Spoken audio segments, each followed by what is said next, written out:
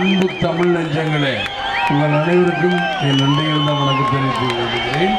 அதேபோல் மாவட்ட செயலாளர்கள், இங்குள்ள சென்னையில் இருக்க மாவட்ட, நகர, வட்டம், ஒன்றியம், என்ன சொல்லுவாங்க, பகுதி வட்டம், எனக்கு ஒன்றியம்னே வருது. ஒன்றியம் இருந்தாலும் ஒன்றியம் பேர் வச்சு யாராக இருந்தாலும் சரி, எனக்கு வணக்கம் இருக்கை குரூப் வணக்கம். எனக்கு கோர்வையா பேசணுமா அப்படிங்கிறது தெரியாது, ஆனால் மனசுக்கு படல பேசு.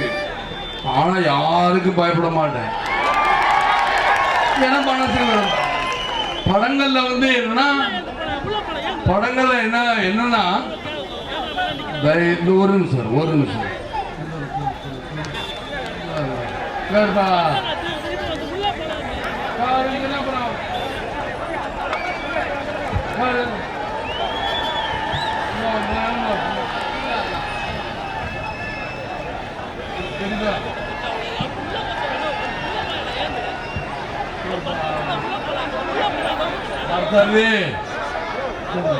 சரிங்களா?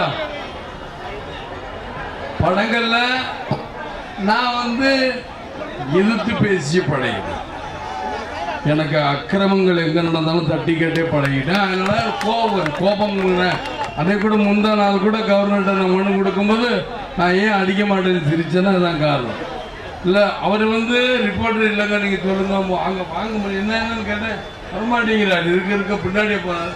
அதனால அடிக்க மாட்டேன் தைரியமாக. ஏன்னா இந்த தப்பு இப்போ நடந்தால் கேட்பேன். இப்போ கூட சொல்கிறேன், என் கட்சி தொண்டர்கள் என்னென்னா இவங்க சத்தம் போட்டாங்களே என்னென்னா எல்லாரும் உட்காருங்க. அவங்களுக்கு தெரியல இது உட்காராம அவங்கவுங்க நான் டிவிக்கு போட்டாக்கு போட்டு கொடுத்துக்கிட்டு எப்படி இருக்கும் சொல்லுங்க. எனக்கு கோபம் வருமா வராதா? இதுக்காக தான் நான் கோபம். இதை போய் தப்புன்னா எப்படி இருக்கு? ஆக இதுதான் உண்மை. அதே போல என் மனைவி சொன்ன தீர்மானங்கள்லாம் உங்களுக்கு தெரியும்.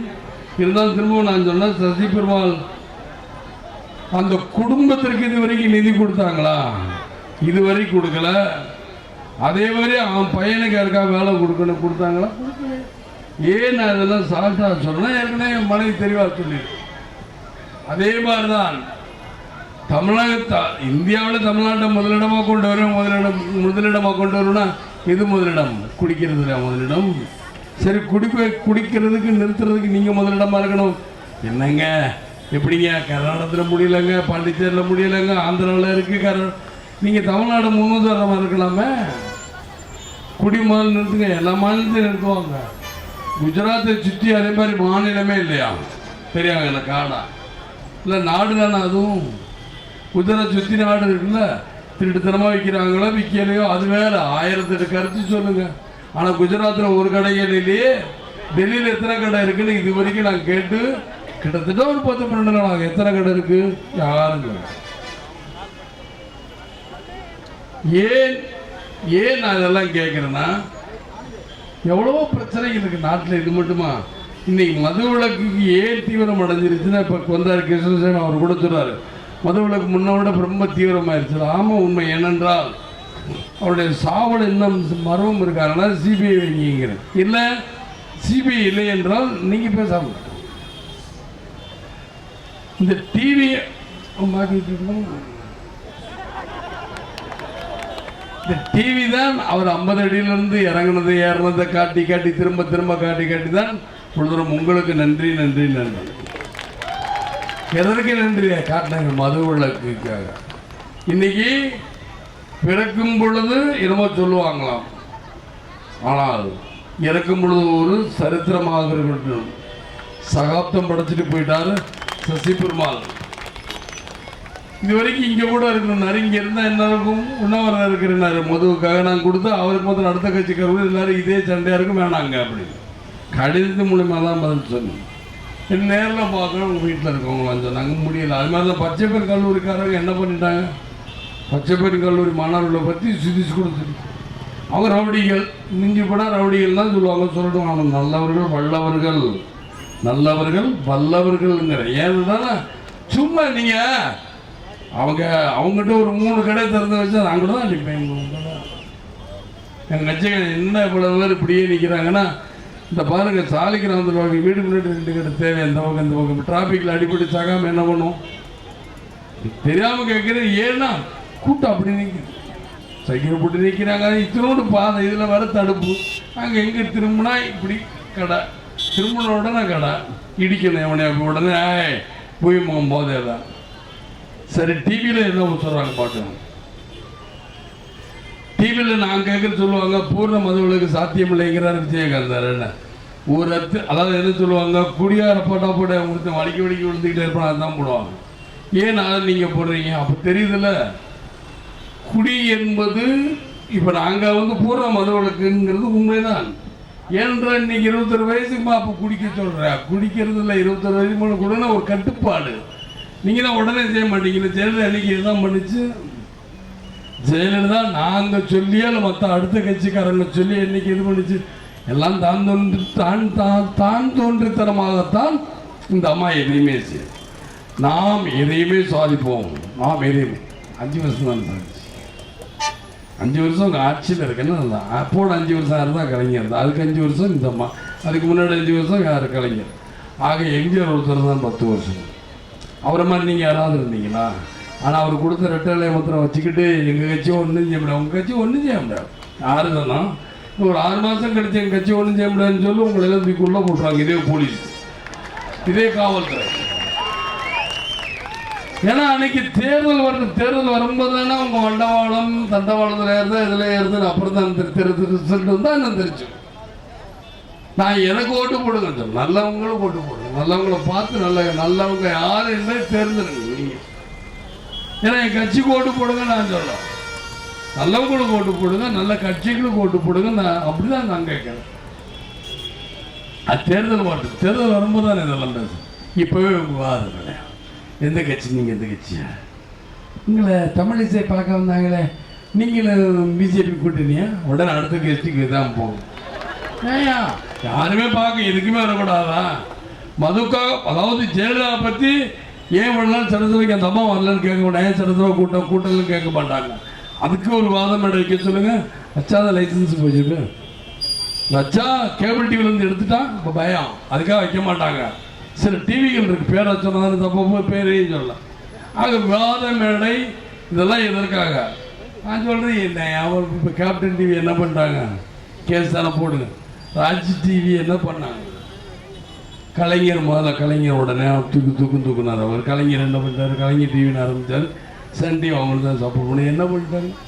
ஆக இதெல்லாம் ஒன்றும் 6 நாள் ஒன்றும் செய்ய முடியாது. எல்லாருமே நம்ம சொன்னால் நம்ம டிவி தான் பாருங்க. உங்கள் டிவி அடுத்த 4 மாதம் 8 மாதம் அப்புறம் வேற ஒரு ஆட்சி வந்து அவங்க டிவி தானே முன்னாடி நிற்கும். உங்கள் டிவி மட்டமாக இருந்துச்சுன்னா என்ன பண்ணுவீங்க?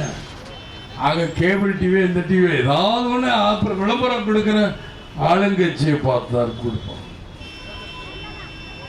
யார் ஆளுங்கட்சின்னு சரி, என் படத்தை கூட முடக்கியிருக்காங்க. இது வரைக்கும் கிட்டத்தட்ட ராத்திரி படத்தெல்லாம் வேண்டாம். என் படங்கள் 1900 நான் எப்போ நடிச்சேன் 78 எல்லா படத்தையும் சேட்டி வாங்கி வச்சுக்க, என்ன கூட வாங்கி, எனக்கு அதை பற்றி கவலை இல்லை. ஒருவன் வருவான் என்றால் அதான் அரசு நன்று கொள்வான், தெய்வம் நன்று கொள்ளும். வருவான்னா வருவேன், வரமாட்டேன்னா வரமாட்டேன். இதுக்கு போய் என்ன நான் போராடணும், எனக்கு போராட்ட கூட இருந்தால் போராட போகுது. இதுக்கு ஒன்றுமே கிடையாது. ஆக என் படத்தை, அதாவது இவங்க எப்படி தெரியுமா, 1000 கைகள் மரத்தின்றாலும் ஆதவன் மறைவதில்லை. என் மனைவி சொன்னபடி சிப்பு வச்சோ கல்யாணம் சினிமா நிறுத்தின, அதுக்காக விஜயகாந்த் வர முடியாமல் போயிட முடியுமா? விஜயகாந்த் வருவேன், எப்படி வருமோ அப்படி வருவேன்.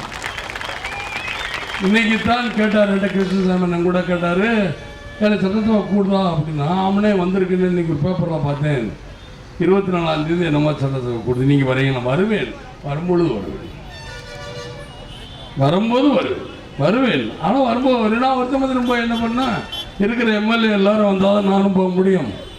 இருக்கிற எம்எல்ஏ போனாலே இங்கே ஒன்றும் நடக்காதான்.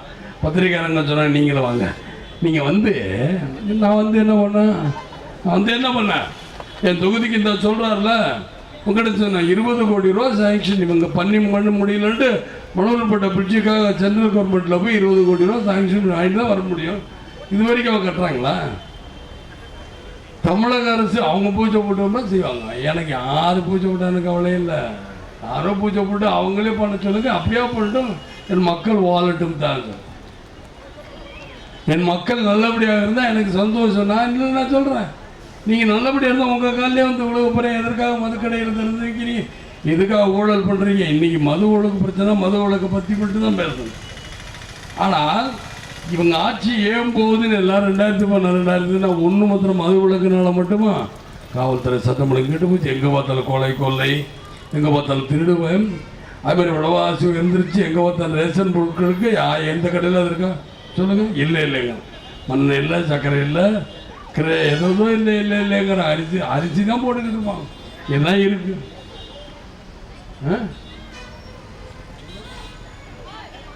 சத்தம் நான் போடுறேன்.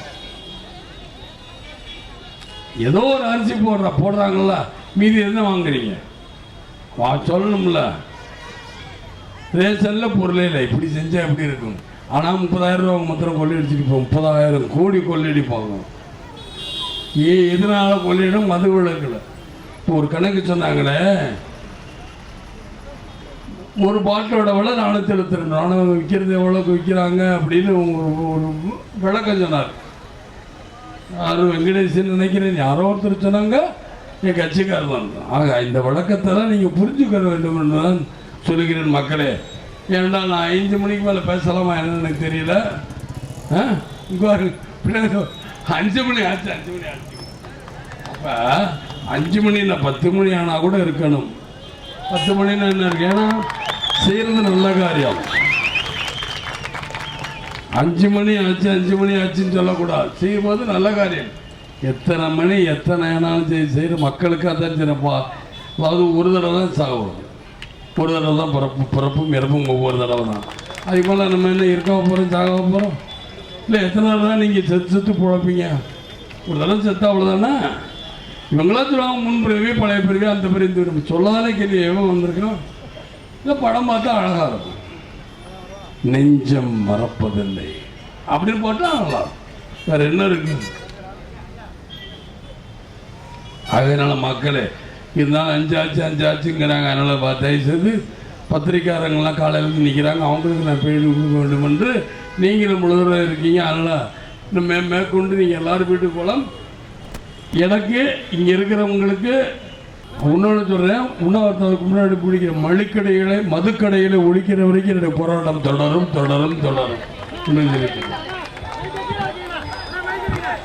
இந்த உண்ணாவிரதத்தை நம்முடைய அன்பு தலைவர் கேப்டன் அவர்கள் முடித்து வைக்கிறார்கள். அதற்கு அன்பு சகோதரி அவர்கள் வழங்குகிறார்கள். அன்புக்குரிய அந்நியார் அவர்களும் முடித்து வைக்கிறார்கள்.